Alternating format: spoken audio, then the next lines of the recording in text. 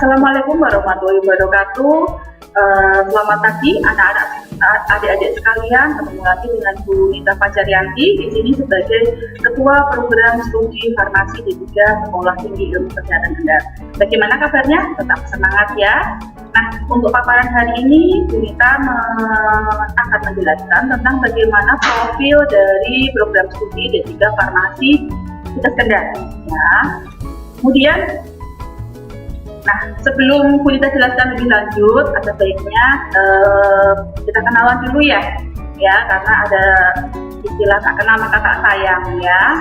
Nama saya sendiri adalah Nita Fajaryanti, kemudian riwayat pendidikan yang terakhir S2 Farmasi di UGM Yogyakarta, kemudian riwayat pekerjaan dosen di Kendal juga sebagai apoteker penanggung jawab di Apotek Jamin Sehat ya, dari tahun 2019 sampai sekarang.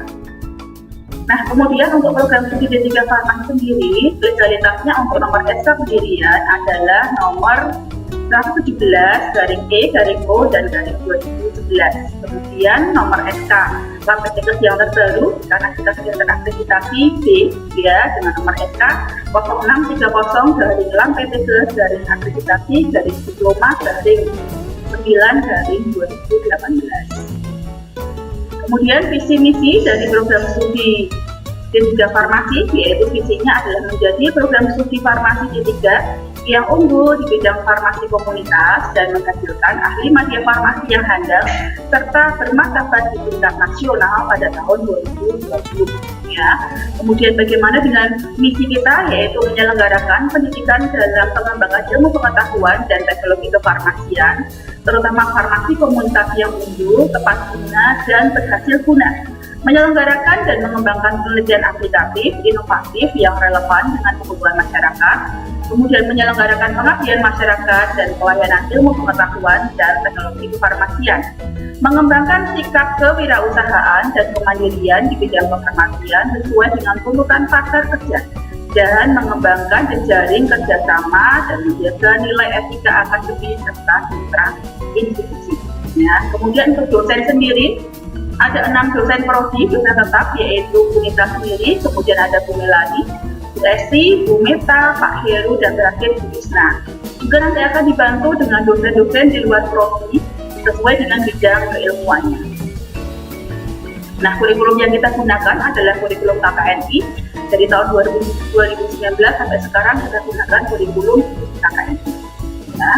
Kemudian bagaimana profil lulusan Diploma 3 Farmasi ya, nantinya akan mendapatkan gelar ahli media farmasi atau AMD-PharM yang akan diharapkan yang pertama sebagai pelaksana pelayanan kefarmasian ya, kemudian juga sebagai pelaksana produksi sediaan farmasi, kemudian pelaksana distribusi sediaan farmasi, dan sebagai asisten penelitian.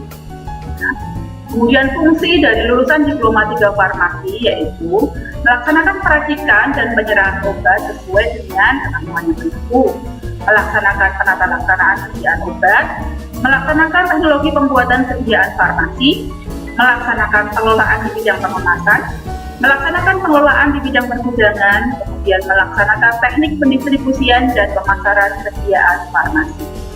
Kemudian memberikan informasi tentang sediaan farmasi, melaksanakan penyuluhan dan sumber informasi kesehatan di bidang farmasi, melaksanakan pelayanan di bidang farmasi, menyiapkan alat peraga, dan yang terakhir, melaksanakan kegiatan pengumpulan dan pengolahan data untuk penelitian. Nah, untuk mata kuliah, ya, sebadan mata kuliah karena kita adalah diploma, ya, sehingga lama waktu belajar adalah 3 tahun, ya, kemudian akan dibagi menjadi 6 semester. Ya, kalau kita perhatikan, adik-adik semua coba diperhatikan bahwa mata kuliah yang ada 60% ya, 60% lebih itu adalah praktikum.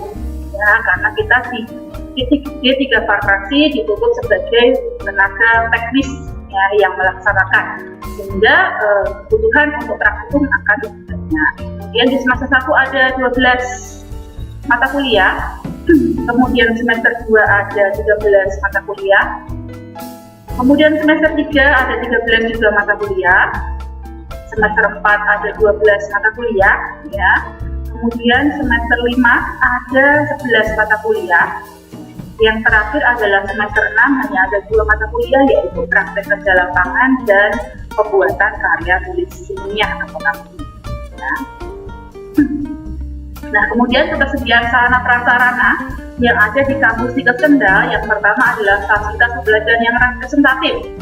Ya, ruang juga dilengkapi dengan AC yang membuat mahasiswa itu nyaman. Kemudian ada fasilitas perpustakaan, tempat ibadah, ya, kemudian klinik, ruang dosen, kemudian ruang untuk kegiatan kemahasiswaan, lab komputer, dan juga laboratorium yang berhubungan dengan farmasi. Nah, ini adalah fasilitas laboratorium yang ada di kampus Tiket Kendal.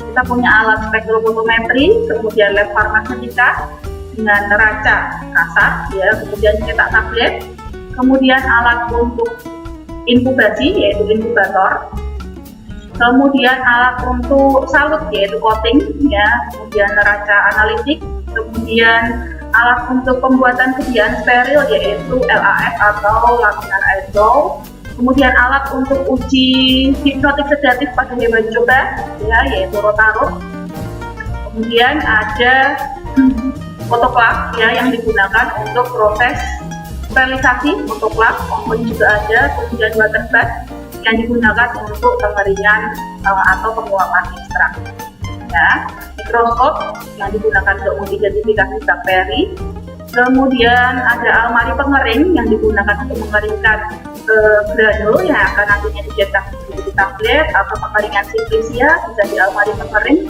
kemudian ada Priapilator tester yang digunakan untuk uji kerapihan tablet, kemudian oven, ya, dan masih banyak lagi alat-alat yang kita punya, ya.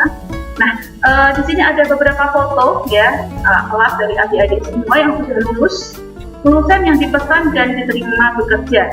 Ada beberapa, mungkin hampir sebagian besar, ya, mereka bekerja di fasilitas kesehatan. Ada yang di Jakarta di rumah sakit Wisada, kemudian di rumah sakit pemerintah juga ada, kemudian ada juga yang di industri farmasi, kemudian ada juga yang di klinik, ya, klinik Pratama, kemudian ada juga yang di PBF atau di Alkes.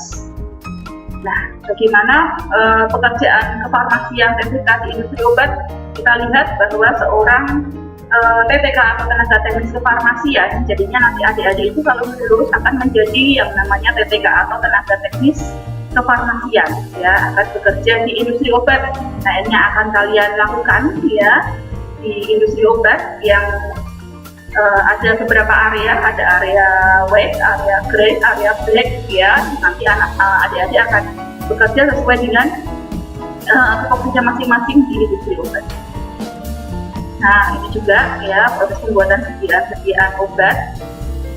Kemudian juga bisa sebagai medical representative, ya, yang mempromosikan obat kepada pihak kesehatan yaitu ke dokter, ya, memperkenalkan obat-obat yang dibawa dari industri farmasi, ya, biasanya disebut sebagai MEPREP atau medical representative. Nah, kemudian pekerjaan kefarmasian TTK di apotek, ya, jadi nantinya kalian juga lebih bisa, ya, bekerja di apotek sebagai tenaga teknis kefarmasian.